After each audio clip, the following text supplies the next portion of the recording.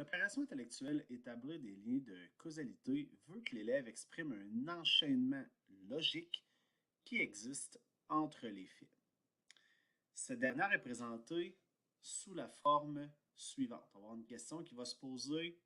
Expliquer comment une activité nocturne mène à un comportement d'élève.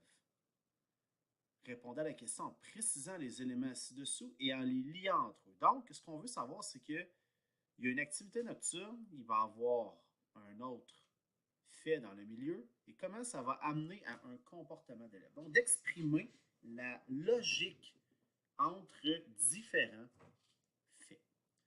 Ça va se ressembler à quelque chose comme ça. Donc, on va avoir 3 points ici. Certains l'appellent la question à 3 points.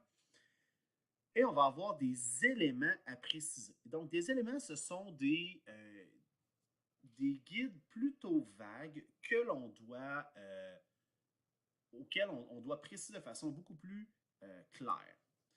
On a ici une activité nocturne, une observation de l'état d'un élève et un comportement de l'élève. Donc, ça ne nous dit pas grand-chose. Et on doit, entre chacun, les lier avec des marqueurs de relation. Donc, c'est pourquoi ainsi, alors, ou autre. On va le voir un petit peu plus tard. Pour réaliser cette opération intellectuelle-là, on doit suivre les étapes suivantes. Tout d'abord, trouver un document qui correspond à chacun des éléments à préciser. Donc, on a nos 3 éléments à préciser ici. Une activité nocturne, on a le document. Ici, on voit un élève ou quelqu'un voir son téléphone. Une observation de l'état d'un élève, on voit qu'il est fatigué. Et un comportement de l'élève, dans ce cas-ci, il dort. Donc, on précise chacun des éléments en écrivant une courte phrase sur chacun des points. Donc, une activité nocturne, à l'aide du document, on peut le transformer en une phrase qui dit « L'élève regarde son téléphone au lit ». La deuxième, une observation de l'état de l'élève. On peut voir que l'élève est fatigué en classe et un comportement de l'élève qu'on a ici, l'élève dort sur son bureau. Donc, on a commencé par faire la première étape, c'est-à-dire la première et la deuxième, trouver un document et préciser chacun des éléments, c'est en écrivant une courte phrase. Maintenant, il ne nous reste qu'une chose à faire pour qu'il y ait un enchaînement logique, c'est les lier entre eux en utilisant des marqueurs de relation. Donc, c'est un exemple de réponse. On a notre premier élément. L'élève regarde son téléphone au lit. Marqueur de relation, c'est pourquoi. Il est fatigué en classe, donc il dort sur son bureau.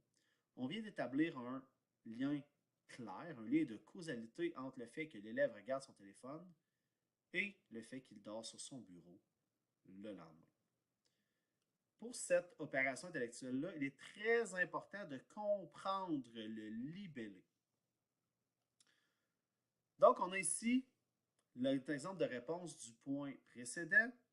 On a précisé les 3 éléments parce que si on en précise juste 2 de façon correcte, on s'en va dans la section ici où on peut avoir uniquement 2 points. Par la suite, donc on a 1, 2 et 3. On a les 3 éléments. Nous devons établir correctement 2 liens de causalité. Donc, entre chacun, on doit en établir 1 avec c'est pourquoi et 2 avec donc. C'est ce qui peut nous donner les 3 points. Parfois, les élèves ne mettent qu'un lien de causalité ou aucun, ou n'établissent que 2 éléments. Donc, c'est vraiment important d'avoir ces 5 éléments-là, les 3 éléments et les 2 liens de causalité.